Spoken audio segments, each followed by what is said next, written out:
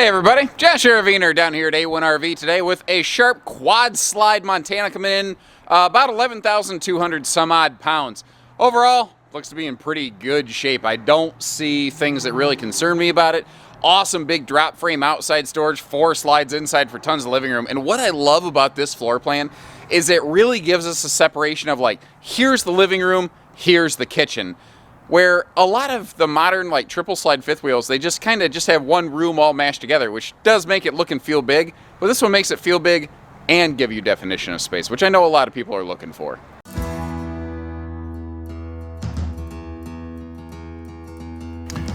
Now this is, even though it's not that old, I guess you'd call it like classic quad slide rear living design. It's kind of funny as RV floor plans have evolved, how they've changed over the years. But this one really, in a lot of ways, is still very relevant today because it does a lot of things people are looking for, like all of these windows over here on the door side of the RV. Now, quick note, you see how this table's kind of sideways here. Montana tables, well, they only did everything. They still kind of do. Handy little desk drawer right here. You see there's an extension leaf right there. It can slide left to right. It can turn. You can bop it, flick it, swivel it, twist it, turn it. You get the idea. Also kind of a classic thing that you know, manufacturers have sacrificed over slide storage for the benefit of larger windows in the last couple years. And I get it. The windows look very awesome. Visibly, they're very appealing. But for actual use and function, any storage you can get is so useful. I'm just saying that from years of actual RV experience. Now over here in kind of the main living room, and that's what's neat about this floor plan, it gives us a sweet, clear definition of living room versus kitchen space. It's not all kind of just one conglomerate thing. Now the TV can obviously go up and down. It's recessed currently behind that electric space heating fireplace. And this is when recliners, before theater seats, were really kind of the dominant thing in the RV industry. You got a pair of swivel recliners here, gives everybody kind of their own individual space. You'll also see how all of the windows have their own day-night shades, and I haven't found any windows with problems, really. Another look at that storage over top here. Now this is a hide-a-bed over here, although it looks to be primarily just used as a primary seating space and not a sleeping space, which frankly most of them always were. Now, one quick note, even though it's kind of really out of order right now, when we get up to the bedroom up there, you will see a second air conditioner installed in the ceiling. And that is something that usually on fifth wheels of this generation you just did not find. Montanas are and have been 50 amp standard and second air ready for a long time. But very rarely did folks actually get a second air installed from the factory like you're seeing on this one. I just happen to think because I'm standing under the living room. Now this kitchen we're almost going to need to see in 2 different waves just because there's so much of it. That's one of the benefits when you go up to that quad slide kind of size. They start to get more space and more room for things. And I mean, prep space for days in here. And what I like about this is the way they made it so you can kind of get to that countertop under storage from the front or the back side. So, like, one of the complaints that my mother had when she was in a floor plan like this in a Jayco Designer is that if she was over there in the kitchen in that corner cooking and somebody needed to come in there for something, she was always feeling cramped and someone was in her way and she was tripping over them. Well, if she would have had something like this Montana instead, if we needed something down there, we'd be able to get it without bothering her, without interrupting her. But yet, we're all still kind of in the same room, in the same mix, but there's a clear definition of this is the kitchen, that is not. And I like when an RV provides that. Now, you might need a little bit of a step stool to get to some of the upper storage, but frankly, produce for me a fifth wheel that does not need a step stool to get to upper storage, and I will show you a fifth wheel that wasted opportunities for storage space. But this over here, oh, this speaks to me. This cool little desk space, I mean, you could use it for counter space, but as a dedicated little desk space like that, it is so smart. Now, this is a fifth chair. You know, there's no camera magic. I didn't slide a chair over there. You can count them up. You can still see those original 4 dining chairs and that cool bop it, flick it, spin it kind of dining table here that Montana's had for so long. I love that thing. It gives you a place you need to sit down, write some bills, because, you know, Montana, as the #1 brand for full-time RVers for a long, long time now, perfect. You're trying to do some work camping, you need a desk, you need a little spot to run a computer, you got it. Or frankly, you can get that chair out of there and just use it as a little coffee bar corner. Now we got a big 4-door, 2-way refrigerator freezer. At the time this RV was built, that was just the biggest, baddest game in town, and still very popular even today. Very good too if you do want to spend some time not necessarily tethered to the parks. Now again, with the lighting here, because I do think I have a little bit of a low battery, it is a little tricky to see, but I do not want you to miss all of the storage that's going on behind this peninsula. So starting up top here, you see some drawers all the way down to the floor, and they're not only plentiful, they're also wide. You know, they're not just like, oh, forks, spoons, knives, you big spatulas and stuff, get them in there, no problem.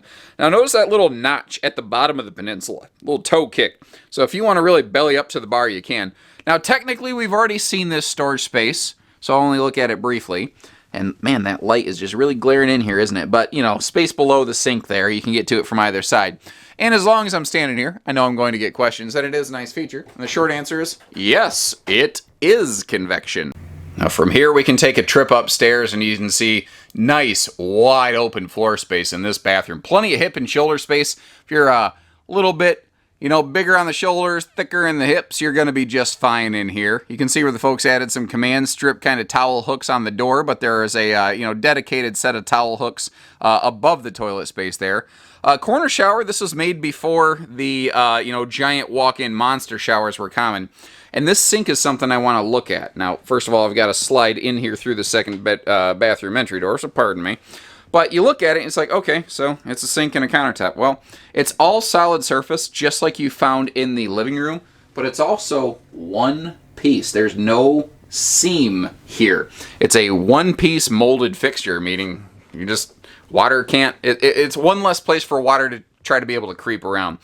Now, a lot of RV bathrooms can have limited storage, like nice little chunk of space there below the sink. You got your nice medicine cabinet, but this one does give us this kind of cool little corner dedicated job over here, which is, again, a very classic feature that was very common at the time where dual entry bed and baths were really the primary thing in big fifth wheels. Since then, a single door bathroom has kind of become more of the dominant feature, and it's really funny how trends like that change over time. Now over there you can see where in the washer dryer prep closet they kind of repurposed some of that for entertainment space. They added a VHS DVD combo, and boy does that take me back, as well as like a an enhanced sound system effectively, and they added some surround sound speakers up here, and that's kind of where that you see that bundle of wires coming down from the television. That's what that's doing, is it's talking to and powering all of the stuff in here, although it'd be very easy to remove if that's not quite your thing. Now, again, very relevant in today's modern market. Factory installed second centralized air conditioner, as well as a 70 by 80 king bed.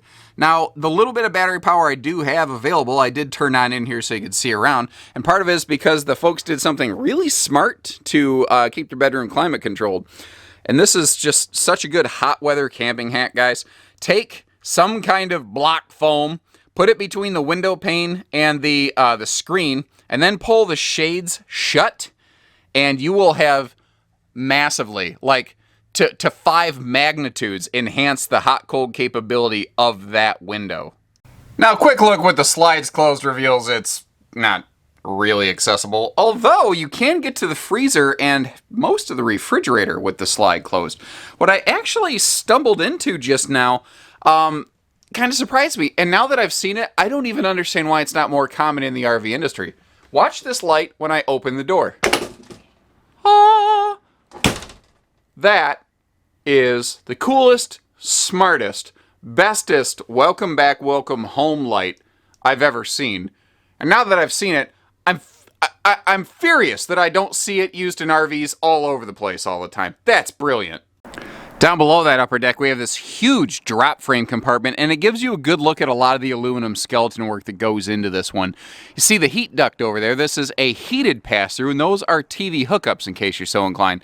Now, it looks like maybe they had some kind of, you see those wires hanging down? Looks like maybe they had their own little, like, they wired the inside sound system to the outside or made their own outside sound system. I'm not 100% sure what's going on with that. That is not a factory thing. It's more of an atypical personal thing, so I don't have full details there. Now, one thing I want to mention to you as we back up here, you're about to see a gooseneck adapter on the fifth wheel pin box come into view. Like if this was down at Haylett RV, we probably would have removed that, since most people do not have the hitching set up for a gooseneck, and more people are going to be set up for a fifth wheel. However, this is A1 RV. This is where we're selling the RV on behalf of the owner. We don't own this Montana. We're simply representing it. Think of it like a real estate agent, but what's nice is kind of like real estate. We can still help you arrange financing, and we will still do trades, which is kind of cool.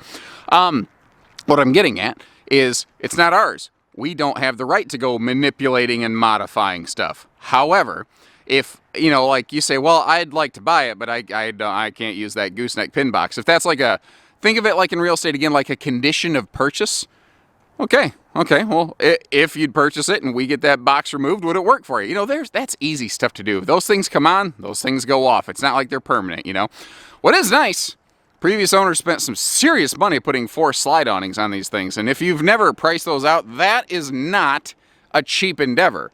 So it is very cool that they've done that. Now, another thing that's also very easy to miss over here, I suspect this RV spent most of its time parked at one place. I don't believe it's been towed a lot, just from what I'm seeing, the evidence that I'm seeing, and from a lot of experience.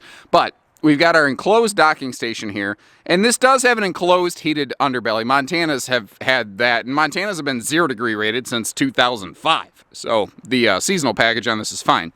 But if you're looking at the sewer hookup here, they added this little like swing out sewer thing, so it's easier to get to and you don't got to go crawling around on your hands and knees. That's easy to miss, and I wish more RVs came like that. I wish RVs came like that from the factory. And then there's a very few rare occasional ones that will here and there. I wish that was a more mainstream thing. And the more people are aware of that, I think the more that they start asking for that, I think the more that you'll start to see that creep into the mainstream new RV market, instead of only being a used RV, like aftermarket feature. Between the slides here, I also had a really good chance to take a look at the tires, and you see there's no dry rotting, there's no weather checking, there's no spot. Like I said, I think this RV spent most of its time in one place, but the tires don't look like they're all flattened out in one spot or anything like that. Everything down here looks good, and it was not overloaded and towed because, the tread on the tires still looks fine. When something has, like, towing tires don't tend to wear out, but if you do see a wear spot on them, it's usually because the axle got overloaded from either too much cargo in one spot or just too much cargo, period. But even that's rare. Look at the back cover here. The RV, I can tell from the stickers left on it, it's had at least 2 previous owners. I can tell from the various dealership stickers that I see left on the coach in different places. I mention that only because there's no like Carfax for camping, so I do what I call CSI for camping. I'm a camp scene investigator, so I got to do my best to try to figure out the history of this with often very limited information. The thing is, I got over 10 years of doing this under my belt. I'm pretty good at it. And this one right here has the Class 2 receiver on the back. That is going to be just for things like a little bike rack, a very light-duty cargo tray. What is also nice is I can see that wherever this is parked, they were careful, because that ladder has not been bumped or bashed into anything, which, considering it's mounted in a rear wall cap, would pose a very significant problem. Now, I'm right on the edge of the property line here, and I'm on some loose gravel on a hill. So if my camera works a little jumpier than normal, which is usually not stellar, please understand a little bit. I'm doing the best I can, given where she's parked right now. And all the windows over here on the door side, we kind of talked about that on the inside, but that's a feature that I like, and they all open for airflow. And again, if we sweep our way right down here between the little corridor of campers that we have, look at the gleam and the reflection on that Montana sidewall. It looks fantastic. You know, the nose, I believe, was parked pointing west, and I'll tell you why I think that in a minute. But the rest of the RV has been very much, clean condition, cared for, protected from the sun, because if you look at these decals, they're still full of color. They're not weather checked. They're not cracking. They're not looking ugly or anything like that. When we work our way toward the nose here, you can see there's a definitive spot on the nose where all of a sudden it's like, oh, there's a little bit of weather checking on those front decals. Well, that's due to those absorbing more of that kind of solar radiation stuff, you know? That's the stuff that turned the Hulk into the Hulk. Gamma radiation. Anyway, if you're okay with a very minor amount of tiny fade on the front nose and you're good with otherwise this thing being in pretty good condition, I think you're going to be happy with what you see here. She looks sharp. Give us a call. Whether you need hitching, pieces, parts, trades, finance, RV delivery, everything between, we only do everything down here at A1 RV. So take care, stay safe, have fun, and have an A1 day, everyone. Wait a minute. I forgot to get up here on the roof, didn't I? All right, well, hey, let's jump right back into this. The good news, roof is in pretty good shape. I think it could use a good conditioning, probably before it gets put away for winter, and then it wouldn't hurt to do it one more time before the summertime. But I don't see anything that's scary. All the seals look really good. All that stuff looks fine. You can see where they added a vent over the bathroom vent over here, a vent cover, as it were. And again, you get to see the dual air conditioners. This thing looks sharp. I mean, these seals had to have been fully peeled and resealed not that long ago, because that is not the original factory sealant you're looking at. That is fresh sealant and not just put down over top of the original stuff. So the RV has gone through a complete roof care maintenance routine at some point in, I would say, the last 2 years at most. It looks really good up here. All the fixtures look good. I don't see where like a tree branch has snagged the roof or anything like that. It looks pretty sharp. So, once again, whatever you need, give us a call. In between Haylett RV down the street and A1 RV right here, we will get you camping. So take care, stay safe, have fun, and once again, have an A1 day, everyone. Or at this point, would it be an A2? A2 Brute? I don't know.